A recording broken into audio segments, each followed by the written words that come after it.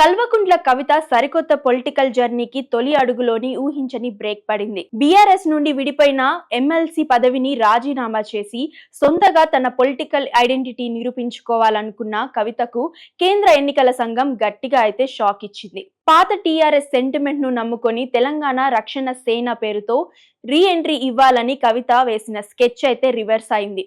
ఈ పేరుతో సరికొత్త పార్టీ రిజిస్ట్రేషన్ సాధ్యం కాదంటూ ఈసీ కరాఖండిగా చెప్పింది. కేవలం 15 రోజుల్లో కొత్త పేరుతో రావాలంటూ డెడ్ లైన్ కూడా విధించింది. మరి బీఆర్ఎస్ నీడను వదిలేసి ఒంటరి పోరాటం చేస్తున్న కవిత నెక్స్ట్ స్టెప్ ఏంటి, ఇప్పుడు ఆమె ముందున్న ఆప్షన్స్ ఏంటి అనే విషయానికి వస్తే, ఆప్షన్ నెంబర్ 1, కేసీఆర్ ఇమేజ్ తో సంబంధం లేకుండా పూర్తిగా తన సొంత బ్రాండ్ తో జనం మెచ్చే విధంగా తన తెలంగాణ ప్రజా జాగృతి సెంటిమెంట్ ను వాడుకుంటూ సరికొత్త పేరును ఈసీ ముందుకు తెస్తారా? లేదా ఆప్షన్ నెంబర్ 2, లీగల్ ఫైట్.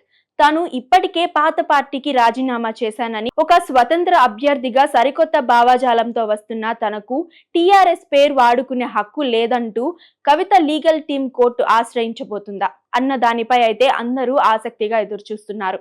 గులాబీ గూడు వీడిన కవిత ఒంటరి పోరాటంలో నిలబడతారా? ఈసీ పెట్టిన 15 రోజు గడువుల్లో ఎలాంటి పేరుతో ముందుకు రాబోతున్నారు? ఇవన్నీ తెలుసుకోవాలి అంటే వెయిట్ అండ్ సీ.